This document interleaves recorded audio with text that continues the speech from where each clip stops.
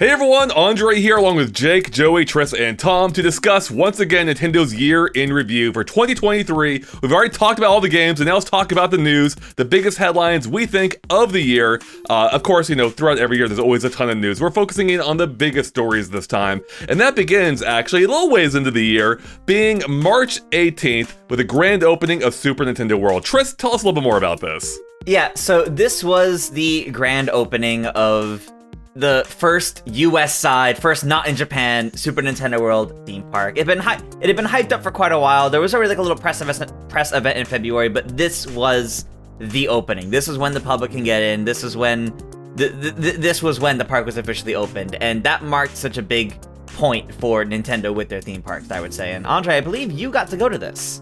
Yeah, I was at the press preview, and that was pretty amazing because having no lines at a theme park is the dream.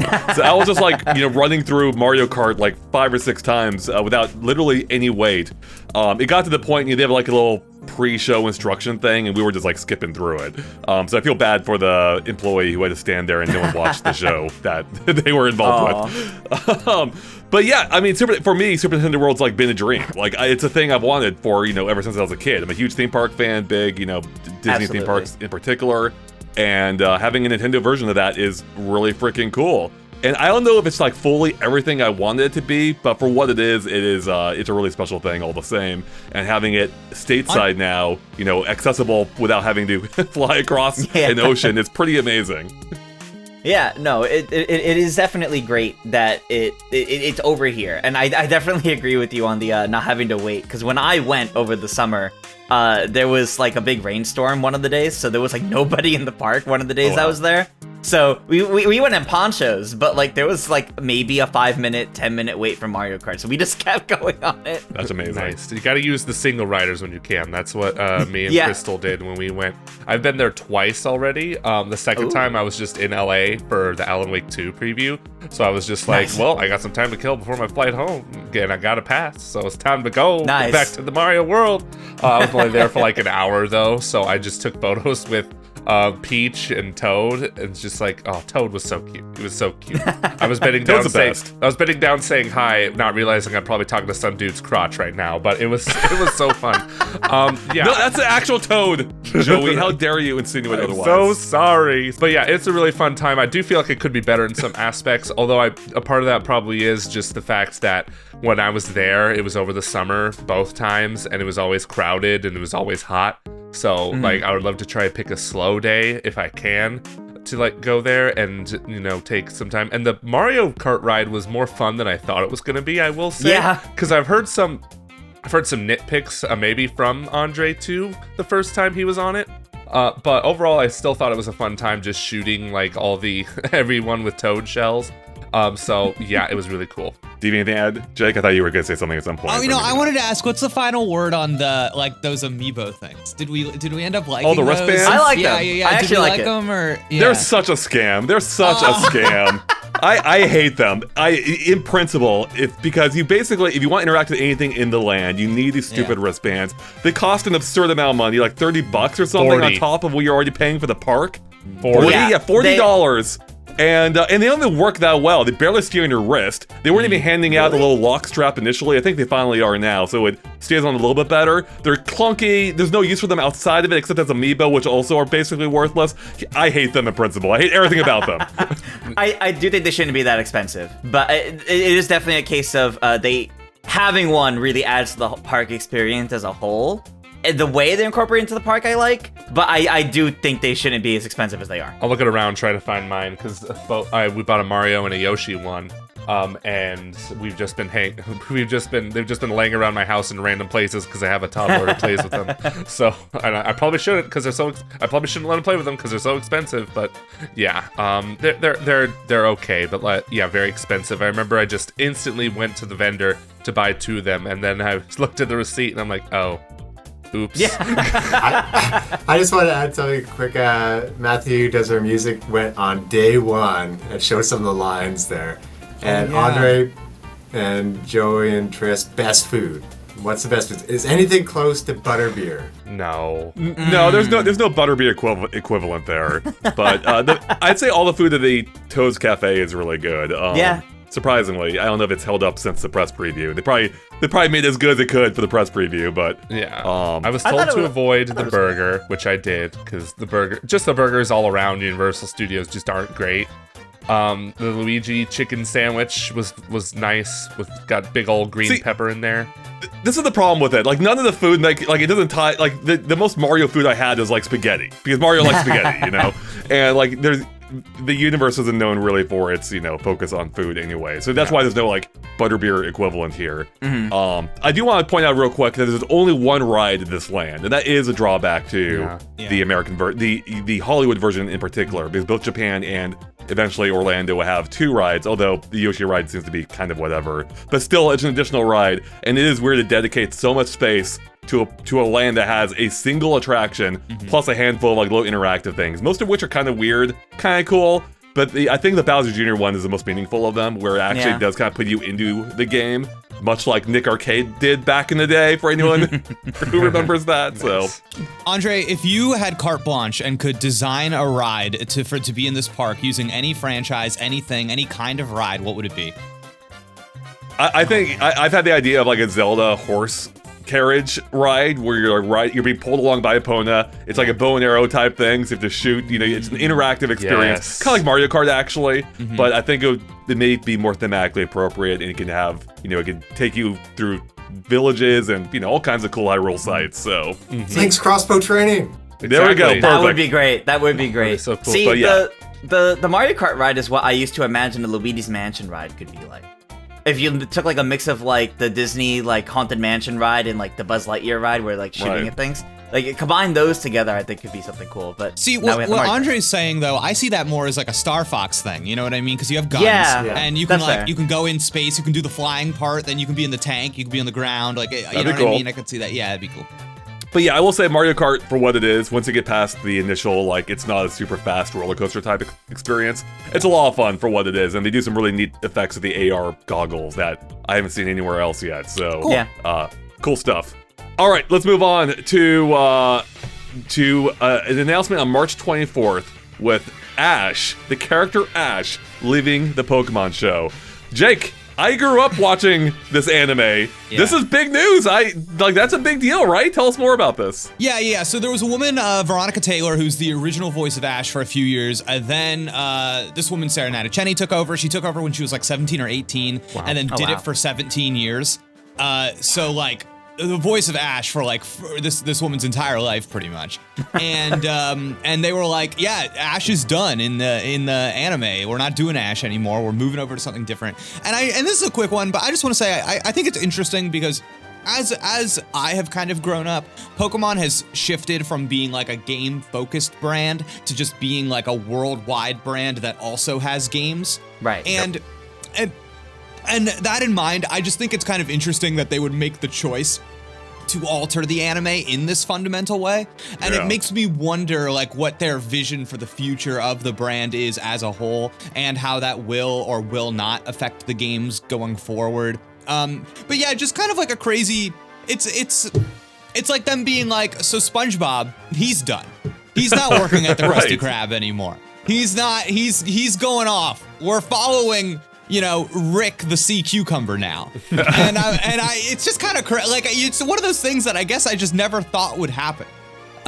So it's kind of cool, kind of crazy. And the wrinkle in the story is that I think it was also demonstrative of the Pokemon brand's failure in like lining up all their worldwide markets, because they'd be like, all right, Ash won the Pokemon League and he's retiring, and everyone in America was like, what are you talking about? And then like a full 10 months later, they would air those episodes and you'd be like, oh, okay. Yeah. So so that part of it was annoying, but I understand how they can't sync that up after all this time. Why? Come on, there's gotta be a way to figure that out. Especially since like this whole like going into a new era, as I only just recently learned, it's still only even aired in Japan. It's only coming like anywhere out of Japan, I think later this month in the UK. Like, and this thing started like back in the spring in Japan. Like, I know like localization takes time and all that, but the amount of time they put into retiring Ash and the big deal they made out of it for quite a long time before we see the effects of that is kind of strange. The main Pokemon Twitter account was tweeting about how Ash won the big Pokemon League tournament thing, like almost a full year before anybody in America could see it. Yeah. And they don't even have like a system in place, to my knowledge, where you can like simulcast it and at least get like the subtitles. You know what I mean? So there's nothing. So so sort it out, Pokemon. Sort it out. Punishes you for being a fan. Yeah, subtitles at the least would be totally I'd watch that. So, I'd be all about that. Yeah. I think some may even prefer it. So yeah. I'll just say like the whole thing's just wild to me. You know, I watched it when I was like in my teens, and now like Ash has had 25 years worth of adventures, and now he's done. He's still 10. He's still 10, right? Or 11, whatever he is. Yep. And he's like, oh, he's moving on now. It's like, oh, that's weird, but cool, I guess. So, but how long until he's back? He's gonna reappear at some point. He's not done. He'll appear as a cameo or in the future. Like Apparently, how long so is that hyped, point? though. When he shows up though, it's like if he's like an adult and he shows up and like Pikachu like walks into the frame and he's like Pika. It's like that's gonna be like the greatest. He's got like a ever. goatee, Pikachu. Yeah. That's gonna be amazing. And for anybody that wants to hear more about this, we do have an interview with Sarah Nanacheni on the channel that I thought was like a really good, enlightening interview, and she was like a really cool person to talk to. So yeah, I mean, it's crazy to like be one of the like top tier animated characters for the better part of 2 decades. Like that's Imagine that's just, like, a getting crazy that thing. job at 17 years old and being set for life for the next step. Yeah. I don't know how much the voice actor of a main show like that makes, but I imagine like you got next 17 years of your life Steady all planned work out for you. Yeah. Yep. At the least. All right, moving on to March 28th. This involves a game we already talked about ad nauseum in our previous discussion, but this one's a little bit unique because this is the first time we got like actual proper gameplay of Tears of the Kingdom. Jake, tell us a little bit more about this. Or sorry, Tom, tell us a little bit more about this. Started to sweat. I was like, as if I don't know about this. Yeah, I just wanted to bring it up because it's unique in that in this we had Aonuma show off just like a let's play, a 13-minute let's play of Tears of the Kingdom, and after like sort of mysterious trailers coming up, there was a Washington Post article later saying Aonuma, the team noticed a lack of enthusiasm. People had not gotten their heads around the gameplay elements or where the fun might be. And so they're like, we have to do something really quick and put this together. And it's just, he showed things like building a raft and diving off the world, of course, showing how that would work and how it was seamless. And it's funny in the fact that like we wonder like if a game could just have mystery behind it and not spoil anything, if people will still want to buy it. But as we kind of hear with movie trailers, sometimes it's good to show people spoilers or what to expect, and they're more likely to see it. So I think this is a bit of a Nintendo experiment at them realizing like people like us who analyze it and pick it apart, like if you don't give enough details in the end or hints, that some people will miss the marketing hooks there and have to maybe not be as excited as you want, and the word of mouth will be slower to pick up the game. It really yeah, was. because this is awfully close to the game's release. This is like what, less than 2 months prior to it, like a month and a half before its release, and we were just now finding out about how the game worked. Outside of the fact, though, Tom, as you mentioned, you know, with elements being teased, we actually did pick up on the vehicle element, because there were 3 vehicles showing off in the trailer before that, and it's like, oh, those look like they were handcrafted or something. So. Yeah, it really said a lot, too, for just how much we didn't know about the game. Even just being a sequel to Breath of the Wild, there were so many questions about, like, what would be changed? Would it feel exactly the same? And that gameplay demonstration alone gave us a great understanding of that. But it still was kind of shocking that we went that long without really knowing that. Yeah. Yeah, I think I would love to know Nintendo's full reasoning for it. And in hindsight, like, that gameplay segment, like, it wasn't much, but it did tell us a lot about the game. A big bulk of that game was focused now around the Ultra Hand mechanics. Yep. But they still kept some major elements under wraps. Like, the depths were basically unknown up until release. And so yeah, they were very. I don't know if they were afraid of like showing too much because it all takes place in the same world and the basic like gameplay loop is still very similar to Breath of the Wild. So maybe they were concerned about like burning people out on like, you know, the few new truly new things in the game. I'm not sure. Yeah, it's interesting going back to that too and seeing how they clearly thought that bit, like those mechanics that they showed in that video, that was all you need to like sell the game.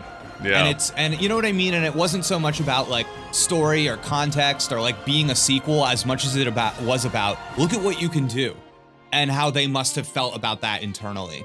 Which is, you know, not a lot of games do that.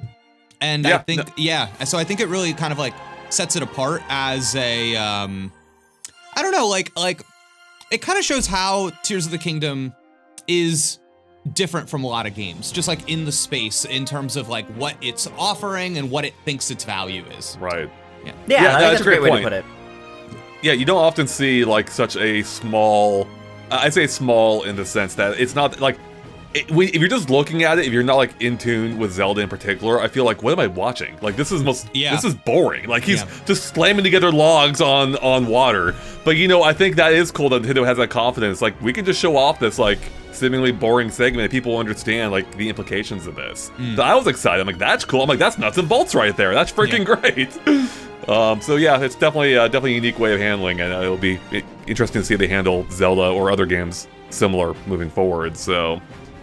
All right, let's move on to April 5th, so not long after, where the long-anticipated Super Mario Bros. Movie finally released, finally came out. I had seen it a few days earlier, maybe a week earlier, through press previews, but this was the official release. And again, like with Super Nintendo World, this is the thing I've been wanting my entire life. Yes, I had the Mario 93 movie. That does not count. Here we finally had a proper Nintendo-guided animated Mario experience, like animated Mario film that felt like Mario. And for me, you know, initially, it's so interesting that I had such a great time watching it at the press preview, but like, you know, the analytical side of my brain is like, yeah, you know, they could have done this better, or it was missing this, or da-da-da-da-da. And then like, and I was almost like going into it, I think with the wrong mindset, like almost looking to analyze it, and I'm like, I just need to enjoy the ride. And then when I went back again and watched it, you know, 9, 10, 11 more times, whatever it was, I'm like, nah, I love this movie. I just love how everything works about and flows together, and whatever issues I may have had, like, you know, dissipated. So, and of course, it ended up being a huge success. Clearly, I wasn't the only one who felt this way, with it becoming the second or third highest anime, third most earning money, highest grossing movie of all time, if you count Lion King among them. So, which you shouldn't, because that movie, you shouldn't count. That movie barely counts as a film. Right. It's just a rehash. Would we agree in saying this is probably Nintendo's biggest release of the year? Like, in general? 100%. Yeah, I agree. It's funny because it absolutely is. In terms of pure monetary value for them, it probably isn't, based on some rumblings of Nintendo not getting a huge share of the movie's profits. But I don't think that matters. Nintendo has long said they were more concerned about raising brand awareness. And the Mario movie definitely did that for a brand that's already quite strong. And I think Nintendo has even commented to the fact that their game sales, as expected for Mario especially, have gone up since the Mario movie. Yep.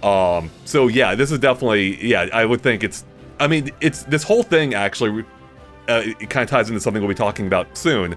The Mario movie and the theme park are such important tentpoles for Nintendo because it represents kind of like a new, broader direction for them, and it's all born out of the Wii U era. Like, with them tanking there, they hit the panic button. They're like, it's time for us to try some new things. And it took a while for us to finally get here, but here it is. We finally have theme parks, movies, and more, which we'll be talking about soon, I'm sure, as well. So you're saying we owe this all to the Wii U? We do. The Wii U is a better system if you look at it in a grander scope than we give it credit for. So, I think it's a great reminder to how Nintendo tries to set up to not just be a video game company, but an entertainment company. Like, Nintendo's really is more focused on, like, as you mentioned, like their brand, their IPs, their franchises, than specifically the games in them, and doing a lot with them, especially nowadays. Yeah, it's almost like they're trying to be a little more Disney-like, I suppose. But it's a bit different in that they're still partnering with people to make that stuff happen. You know, Nintendo's like, we've never made a movie before, so we're gonna partner with Illumination. We've never made a theme park before, so we're gonna work with Universal. I think that's really smart how they're handling this. You know, they're working with, you know, some of the leaders in the industry, or in the respective industries, in order to, like, make these things happen. And that's really cool because Right. you're getting the best of both sides. You're getting people who understand these characters, and getting people who understand how to make a movie or a theme park. And we'll see, that carries through to the Zelda movie, which we'll talk about soon. Spoilers, man. Yeah, that's right. Yeah, we're really in like the IP era of entertainment, right? And I think like as far as like the movie and the greater cultural landscape, I just feel like it could have been a lot worse. And I think that's just such a huge win for Nintendo in all of this. I really do. I don't know. It wasn't like boring. You know what I mean? And Right. I want to give a tip of the cap to Chris Pratt and Charlie Day in their performances selling the love between the brothers. I think that gets Yeah. overlooked sometimes. I think so. But yeah, I actually think that was a pretty quality aspect of that movie. And, Halloween came around this year, and I saw so many kids dressed up as characters from the Mario movie, and I would like ask them. They like would come up to my house, and I'm like, "Oh my God, you're so and so," and they would say that the character was from the Mario movie, not from the games. Like they would be like, and sometimes I'd ask them about games, and they'd be like, I don't know what you're talking about. I'm this thing. So it was just interesting. Yeah. No, that's awesome. I remember seeing like a TikTok of a student performance type thing, and like in elementary school, and one of them was singing "Peaches, Peaches, Peaches," and I remember that. the entire school was singing along with it. That's just amazing. And I think great. Jake, to your point too. Like, there's so many ways this movie could have gone wrong. And some may say it still did. Regardless, it clearly resonated with a lot of people. And I think the fact that they didn't make those mistakes it says a lot, because there is so many ways they could have screwed up. Whether it's how to portray Mario, because Mario is like basically a blank slate. Like, how do you turn that into a character with motives and feelings and things like that? Beyond just being purely happy all the time. I think they largely pulled it off. So, and I gotta say, just as somebody that like, I was not as into. I really love The Last of Us, and I wasn't as into the TV show as I was into the Mario movie. And I've spent a lot of time thinking about why that is. And I think The Last of Us was really effective in like bringing that property to people who had not experienced it before, and kind of being like, oh my God, there's this thing in games. You're never gonna pick up a PlayStation controller, but now to give you this story. And it's funny. I almost feel like the Mario movie isn't quite that. It's not really about like getting somebody who would never play the games to experience Mario. It has to do a lot more legwork to create a thing on its own. So I don't know, there was just a part of it that drew me in a way, and I appreciated it for that. It's like when I think about The Last of Us Season 2 or Part 2 or whatever, like I kind of know what that is. But when I think about like the future of Nintendo movies and Mario movies and stuff, What are they? my brain is like cooking a little bit more, and I think that's kind of more fun. It's like, as a consumer at least, it's kind of like a more fun position to be in. that's a good way of looking at it. Like, both are really good for what they're aiming to accomplish. I think they had different goals, as you were saying. Last of Us is about bringing the story to a market that probably wasn't going to play the game, or Mario was more. I mean, I think I said when I watched the movie, it felt like this was the movie made for Mario fans. And I appreciate that they didn't compromise on that. What I could tell, to bring it to a mass demographic. 'Cause they were surprisingly true to the Mario games. Like, there is weird crap in that movie they never explained. And it's funny because there were some initial stories where they had thought about explaining it, like anti-gravity properties for why these blocks float. And they're like, why are we explaining this? We don't need to. Really, though. Quickly, too, I wonder what they changed when they delayed it from 2022 to 2023. Like, how much can you do in only a few months' time? I don't know what that speaks. I'm sorry, Tom. I don't know if they changed anything. I think they simply needed more time. I think that was it.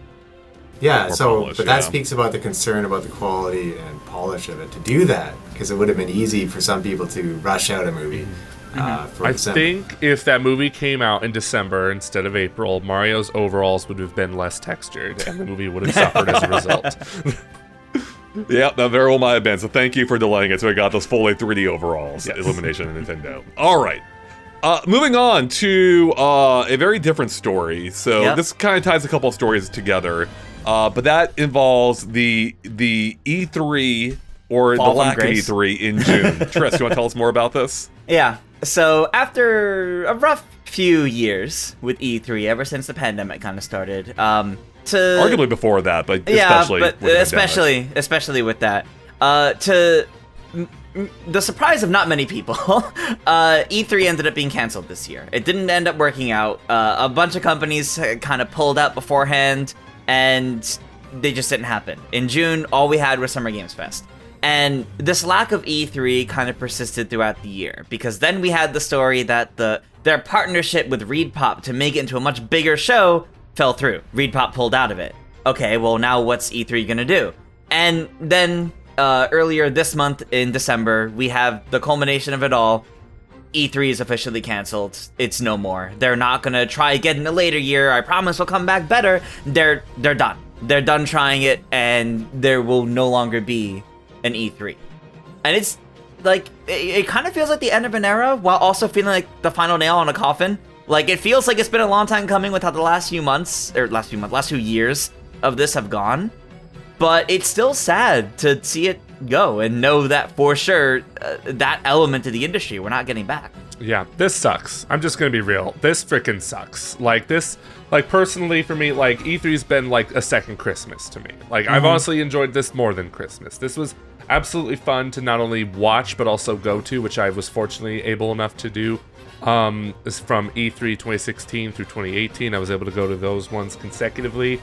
And it was just a fun time hanging out with fellow journalists there, fellow industry members, even people who weren't part of the industry when the show tragically opened to the public. But even if you weren't part of like the physical aspect of it, it was just always so fun to get together with friends at the house, at my house at least. I would always invite friends over to watch the E3 press conferences that were happening, like the first 2 to 3 days. And like, people tell me, but now everyone's doing their own thing and it's spread out even farther apart. And I'm like, that sucks. That's not as fun when it's all like spread out and disjointed and everyone's just doing their own thing. I'm getting really emotional right now. But yeah, I know like the ESA is just awful company. Don't dox your journalists. But yeah, please. Like, it's less about me like missing the whole ESA thing. I don't care about the ESA. I care about the show they put on, and that was E3. And Summer Game Fest, like, it's trying to be a replacement to that, and it just hasn't been working. There have been some years that have been better than others, but to me, it's just like E3 is irreplaceable. To me, at least. So much of what made E3 special, especially in the years before it was public, was seeing the physical aspect of it, seeing all like the different journalists and the people that attended sharing all the different pictures and videos and direct feed or, you know, off-camera feed of everything they're getting to try. All these games that these three companies just announced, you can go on the show floor and actually try it, and seeing everything there was an interactive element to it. And then for all the fans and viewers, there was, it's not just a trailer, we're getting a bunch of like gameplay and things too, which is different than how it is now with, you know, everything being online. And, you know, I'm glad you guys got to go. You know, Joey, you got to go a few times. I never got to go to an E3, and I've always wanted to. So it's sad I'll never get to, because that kind of energy, the closest you can really get nowadays is like PAX, and that's mostly like smaller comparatively companies and like more specific with what games are there. It's not as big. My E3 experience was always going to the Nintendo store in New York, because they would always bring some of the demos there. And that was always like a really fun experience to take part in. That was the closest I could get. Yeah, and it's important to note, I've heard a bunch of developers on Twitter say like, this losing E3 is not good for their business. It's really not.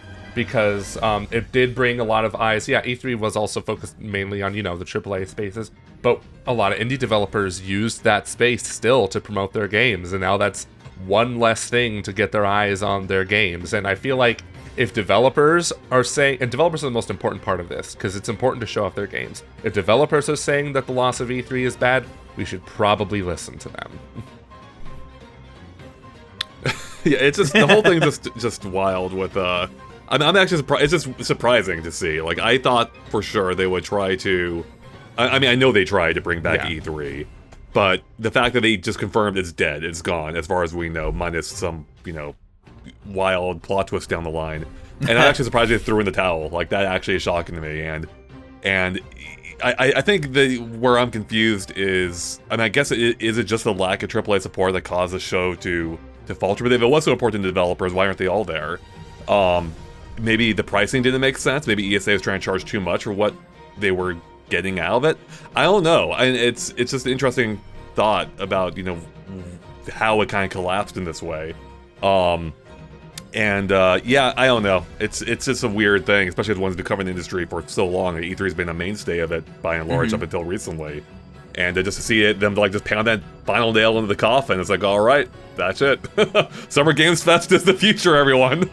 Sad. The convention center could have been charging like a huge amount, which goes to ESA, which goes down to developers, and maybe compared to PAX in Seattle or whatever, maybe that's cheaper. Yeah, I mean, and this I don't know if that was directly the cause, but I suspect it was of the show being downsized back in, what was it, 07, 08, 08, 09, somewhere around there, where for a couple of years you had one of them was done out like an airplane hangar, and then the following year was done like in a scaled down area of the convention center, or a smaller part of it, I believe. Across hotels, I think one of them was, or something. Yeah, that might have been it. So, yeah, I don't know. It seemed to be a strong brand, so it's just surprising to see it just gone now. So, yeah.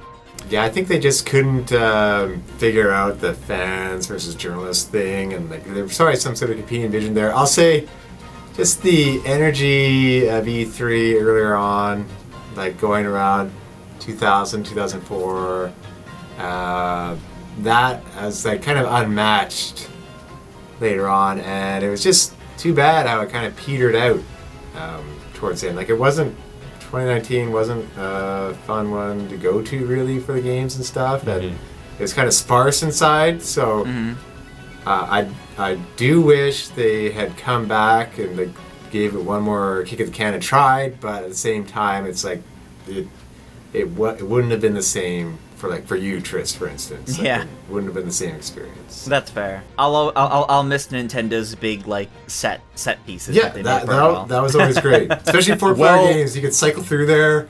How many Mario Kart Double Dash T-shirts I had back in the day. Those aren't completely gone, Tris, but there's a story that gets in the way of that.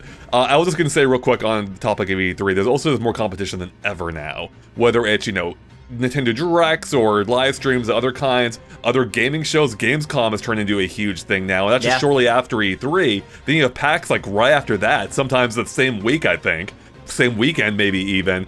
And, it's hard to support all those shows, especially if you don't have an announcement for each of them. So I think there was just too much going on. E3 didn't make as much sense as it did in the years past, and evidently its time just expired. So Andre, Tokyo Game Show 2 around that time. Oh yeah, it's true as well, right? Yeah, nobody talked about those events nearly as much as E3. Like, look at the attendance of Gamescom, and it's incredible. It is but I'm nuts. saying, like, if you went onto a regular Joe Schmo on the street and been like, "Hey, Gamescom," they'll be like, "Huh?" But a lot of people who didn't even like follow games knew what E3 was. Like, that's what I've heard. At least in the US. Yeah, I can't speak to the worldwide perspective on that, but. Yeah, it's just a bummer, really. All right, moving on to perhaps another bummer. Is on August 21st, it was announced that after some speculation based on the recent Mario Wonder trailer at that time, Nintendo confirmed that Charles Martinet will be stepping away from the role of playing Mario, Luigi, Wario, Waluigi, all the voices in the Mario cast. And they did not announce a replacement at that time, which we found out would eventually be Kevin Afghani. And they also said, oddly, during this time, that a video announcement would be following soon. I think it ended up coming out 2 or 3 weeks later. I can't fully remember. Quite a while later, yeah. Yeah. But this was another shocking surprise. Charles Martinet had been voicing Mario forever, like since 94, 95. I mean, even Mario before Mario teaches 64 typing. came out. Mario teaches typing, exactly. And he had just said too, I think the year prior to this, that Charles Martinet, that he would voice Mario until I think he retired or died or something to that effect. And to see this happen so soon after that, without thankfully either of those events happening, was shocking. And this all came on the cusp of the Mario movie, which we now know, I believe, was Charles Martinet's final role, as cameos in it for both a Jumpman-like character from Donkey Kong and also Mario's father, which I think is a really cute and appropriate way of bidding farewell to this voice actor. But yeah, I mean, regardless of the reasons for it, it was just a shock to see this happen. Just because, again, he'd been such a mainstay of the Mario series, and to me, still sounded perfectly fine as a character, unless something changed. But in the Mario movie, we heard him too, and sounded fine to me. So I don't fully know what went on there, but in any case, it was a shock to see this happen. I really do wonder, like, how much of this was Nintendo's decision and how much of this was his own decision. Like, I really don't know. I could speculate right now, but I don't know if this was his decision, I would understand. But if it was Nintendo's, then I'd be like, why? He doesn't sound any different. That's why I'm like, I want to think it was his choice to move on from that character, but then he became Mario Ambassador, which he doesn't even know what that means. So, which is hilarious. Yeah, he's like, I don't know what that means. Yeah. Yeah, I feel like that's kind of telling, and I feel like keeping an eye on, like, because we know Charles Martinet does voice acting outside of Mario. Like, he does Dragon more Ball Z than that. movie. Yeah, exactly. Like, he's still a voice actor and does more than that. And I think, especially in, like, the coming, like, couple of years, keeping an eye on what kind of roles he does in other things will kind of be our way of kind of seeing, is he looking to scale down and retire, or could this have been a decision from Nintendo, or maybe he just wanted to do other roles before he retires? Like, hard to say there. And maybe we'll be able to get a glimpse of that based on what else he does, but yeah. Yeah. Probably not like the Kevin Butler PlayStation president then holding like a Wii wheel in a Bridgestone tire commercial. Probably a bit different than that. I missed Kevin Butler. Last time I saw him, he was in a T-Mobile ad or something. How the mighty have fallen. All right. Well, I will say though, the replacement for Mario, Kevin Afghani, like, by and large, does a great job as the character as well. And I sure, like once him you get a even lot. more used to it. I really he's do. good. Like, he sounds different, but it's just like when you recast somebody, you shouldn't ever expect them to sound 100% the same. And I think I really like his take on the characters. Not just Mario, but Luigi and Wario. Like, good for him. Yeah, I actually think we actually got, Wario generally goes, generally is a little bit more talkative than Mario, so it's fun to see his take on the character more so than Mario, which is just yips and yelps and things like that. So Yeah.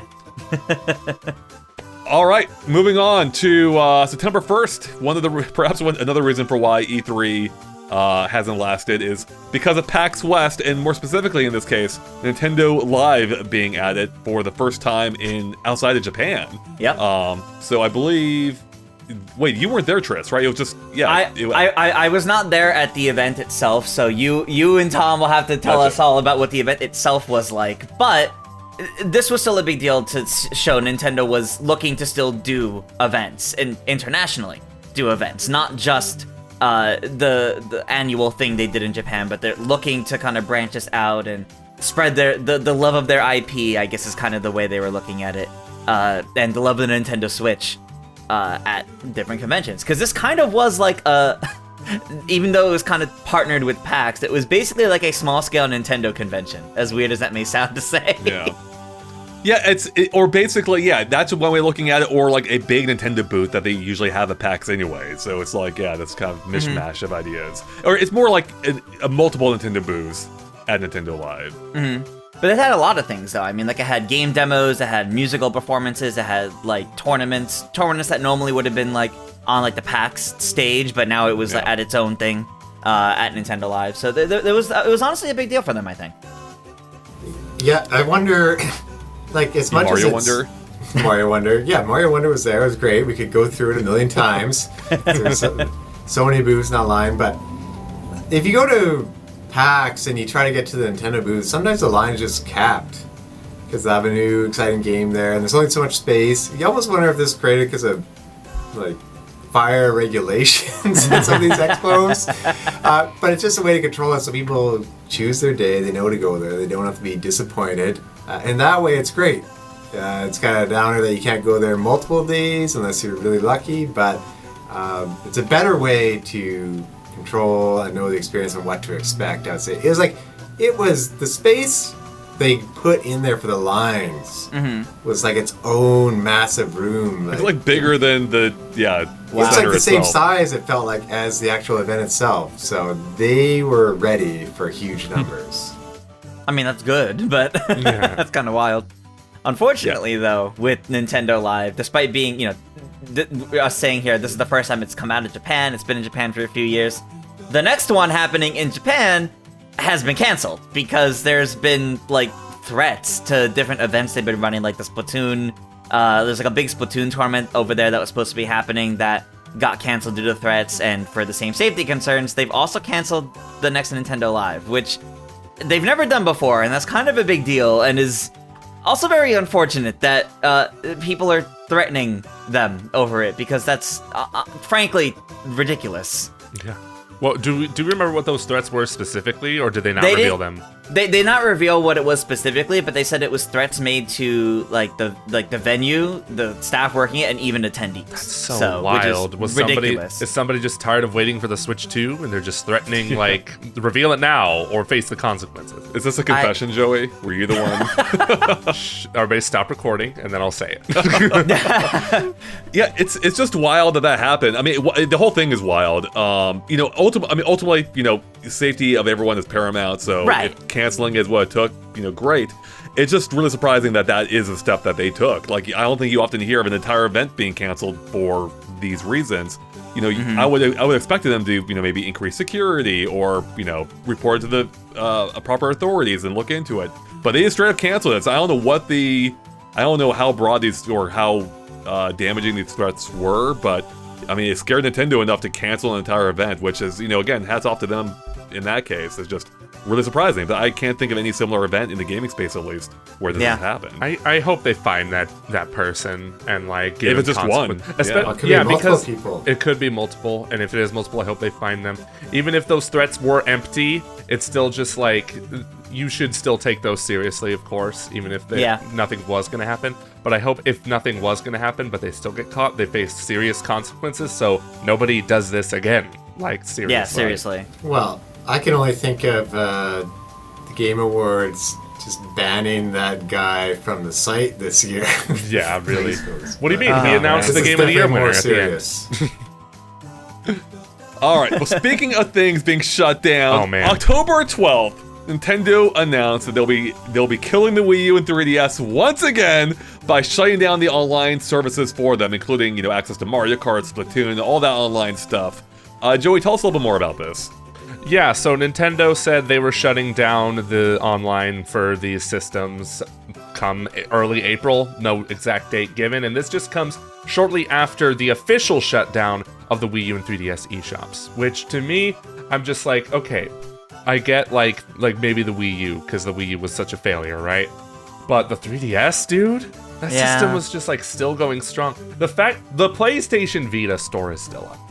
Like this, I just don't like how Nintendo's shutting these platforms down so early, and it just is a huge knock against game preservation again, which is just so important in this day and age. And like you can re-download the software that you've bought at least, but you can't play games like I believe what was it, Pushmo? I believe was one of them. Pushmo, yeah. There's a few games on there that you can't play anymore because they were locked to the Dylan's Rolling Western on 3DS. Yes, that I never got to play that, and I'm really sad. So, yeah, it just sucks. It overall just really sucks. I know the Wii U was a dead platform and whatnot, but those games mattered. Game preservation matters, and Nintendo needs to do better.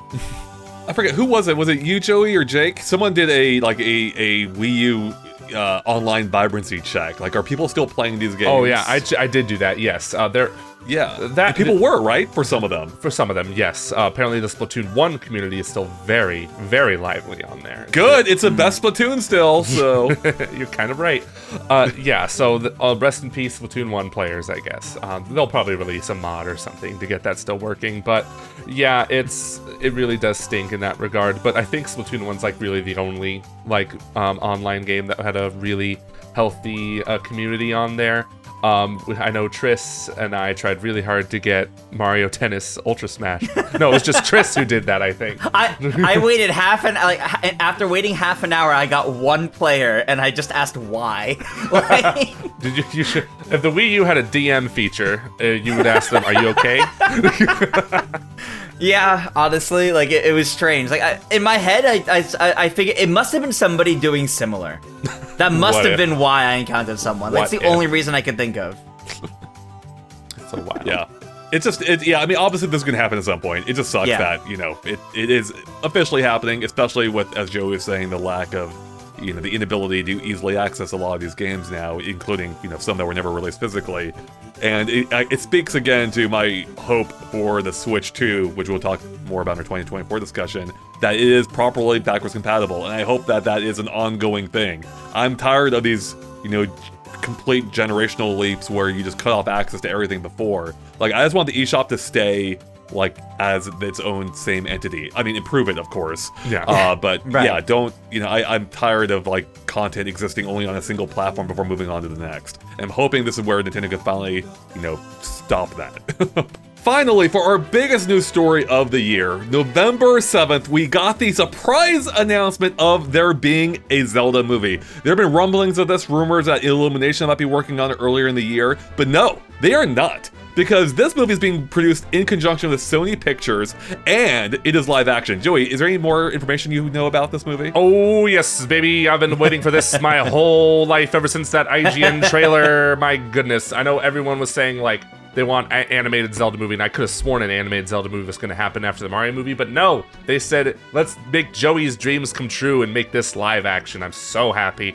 So everybody working on it so far. Miyamoto is the producer, along with Avi Arad of Sony Pictures, responsible for pretty much every single Spider-Man movie, so there's that. And it's being directed by Wes Ball, who did the Maze Runner trilogy, and he's currently working in post-production on the Kingdom of the Planet of the Apes film, which... maybe if you want an idea of what the Zelda movie could look like, watch that trailer and, stay tuned for when that movie comes out in March, I believe.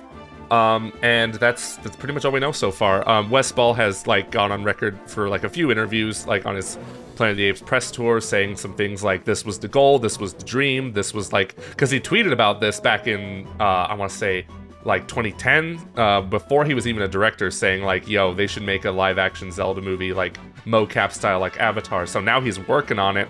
That's really exciting. He's a big fan of Zelda. He's also a big fan of Miyazaki, and he said that he wants to aim for a live action Miyazaki style to it.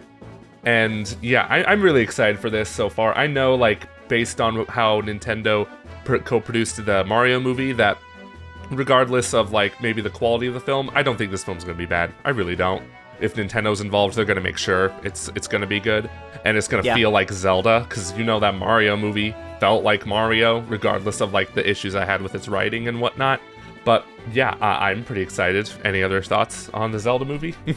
I'm so excited about this. I'm right there with you. Ever since that IGN trailer, way too long ago now, I've been wanting something like this, and it really is a dream come true to know that it's going to happen. It'll still be a few years until we see anything of it, of course, but I'm eagerly awaiting when that happens, because I think it's a huge deal, and this is my favorite franchise, getting that attention. So I can't wait. I should also point out, Derek Connolly is the writer, too. He was responsible for quite a few major franchises. He's worked on the Jurassic World movies with a bunch of other screenwriters. He even wrote was one of the writers on Rise of Skywalker, which, but, Oh man, I was excited until you mentioned those credits. So I'm like, oh boy. Yo, that movie, it doesn't matter who worked on Rise of Skywalker, that movie was doomed to fail. Yeah, well, Jurassic World wasn't especially great either, in my opinion. It was a few. Here's the thing, though. It's a few writers. It's not just, and movies don't live and die by their writers. I'm just trying to set the expectations a little bit. Just be there's really for one, as much as I'm excited for it, we really don't know how this movie is going to turn out until we actually see it, because man, so much goes into movie making. Movies don't live and die by one person on the crew, so that's just right. And a ton of people wrote off or were concerned about the Mario movie with Illumination being involved, and that turned out fine. So I agree. Jake, what do you think? Yeah, I mean, it's a lot of what Joey says, right? I've worked on a lot of movies that I'm not in the credits for as a writer, but there's stuff in the movie that was because of me, so you never know who's behind this stuff and who's working with Nintendo and who all of the collaborators are. For me, the Zelda movie, the most important thing is that I want it to have a bolder direction, and I think it being live action, it needs one. I think it's not enough for me that it looks like Zelda or it feels like Zelda. I want to ask the question, what is this story about? And for there to be an answer that's not showing the world of Zelda. I want it to have some teeth. And I hope that it'd be cool to just like get some performances out of this thing, get some like cool designs, like be able to like look at a trailer and like, this is kind of stupid, but remember when the first Detective Pikachu movie trailer came out? Yeah. I was like, yo, I love this. Yep. They ran in a direction with this thing. They did. And I kind of hope I see something similar happen with like the Zelda movie. I don't want it to, like, there's a degree to which like when I saw the Mario movie stuff, there is a little bit of like, that's him. And that's like great. And I think there's a degree to which, especially coming off the last Mario movie, that's kind of what people wanted. But with something like Zelda, which I think has a license to look a little bit different every time and to like renegotiate the terms of this story that we tell every single time, there's some cool stuff you can do in that paradigm. And especially when you talk about storytelling, something that like, I know a lot of people disagree with me, but I have like never been a fan of Zelda storytelling. I like to have something that now has to focus on that. I think that there's like a canvas of really cool things and like really cool little like cultures and parts of this world that it will be cool for me to experience outside of the context of a game. And I don't have to worry about like them adhering to the Zelda formula or not adhering to the Zelda formula. It's like, no, dog, all you have to do is make a movie, man. Like, just like, make this stuff sing. I want it to sing. I don't want it to just be like, oh, he got a key and now he opens a door, Zelda. And I can't with that. I want it to sing, yeah. I just imagine that the scene playing out in live action, Link opens a chest and it's like the items levitating in his hand. Yeah. No, I know. I like, and I understand why some people want that kind of stuff. And I just think that there is a opportunity here for some artists to really get a hold of this IP and do something with it that makes people's minds expand. Not just like appreciate and go, oh my God, it's this thing I like and now I can like it in a new way. I want somebody to take it in a direction that makes us all rethink what Zelda can be. I definitely get that, and I definitely see why you want that, and I do mostly agree too, honestly, because the expectation to the Zelda movie being live action, it didn't have a movie before, the expectations are different for this one than what the Mario movie was. Because the Mario movie one, a lot of people really did just they wanted it to make up for the 93 movie, more than anything else, I think. But the Zelda movie doesn't have that, unless people are going to try to paint it as, don't have an excuse me princess line. Like, I think there's a lot more that they could do here because they're not having to erase the memory of an older movie. That they get to start with this one, and hopefully they come out swinging. Jake, when you talk about like the way they can follow like a formula to it, my mind goes to the manga adaptations of the Zelda games, especially Twilight Princess, because that's not 1 or 2 volumes, that's like 11. It really brings a much bigger focus to the story and characters, and many of these don't really follow the same.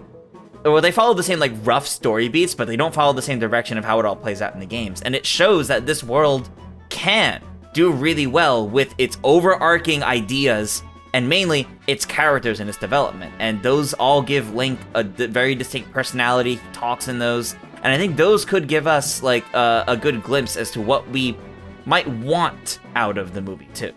Make no mistake, this movie is deciding who Link is. I think for the first time in a way that matters. I think this movie decides who Link is, and Link is different forever after this movie comes out. I kind of hope so. It's going to be tied to his identity. Especially after he was just nothing, a literal nothing character in the last 2 Zelda games. I'm just like, make him something, anything, please. And if like the Illumination Mario movie is anything to go off of, Nintendo knows that these kinds of projects are going to create expectations and are going to like bring people in a way and set a bar. So I think more than any game, any other piece of media, this is it. We're gonna see who Link is, and we're gonna know, like in that first trailer, we're gonna have a little bit of an idea, and I think it's going to like really matter for the future of that character. Yeah, Joey actually had a whole video exploring like what the Zelda movie could mean for the games moving forward. Because as we mentioned, we've seen how the Mario movie already impacted the games with Mario Wonder, and Nintendo having to step up the animation at the least, personality and all that. So exciting times. As a long-time Zelda fan, can't wait. Live action. Both has me excited and worried. I think if they nail it, it could be amazing, and I think it could be better than any other format. But there's also many more ways to screw it up too, I feel like, too. So it's going to be very interesting to see how they move forward with this. I have a very quick question because Jake was not on our original discussion reacting to the Zelda movie. Do you have an idea of who you want to be Link and Zelda? Oh my god, Joey and I did a whole video about this. Okay, you did. Okay, you did. You did do separate. We did a Okay. whole, please check out that video. Yeah. Well, there you go. There's the ad for that video. Yes. All right, there we go. We got 2 videos you got to check out, everyone. So, and speaking of videos to watch, stay tuned now that we're done with 2023 for our 2024 discussion coming up soon. We talk about everything we know and, of course, everything we don't. Should be a lot of fun. I can't wait. Thanks for watching, everyone, and we'll catch you next year. Bye.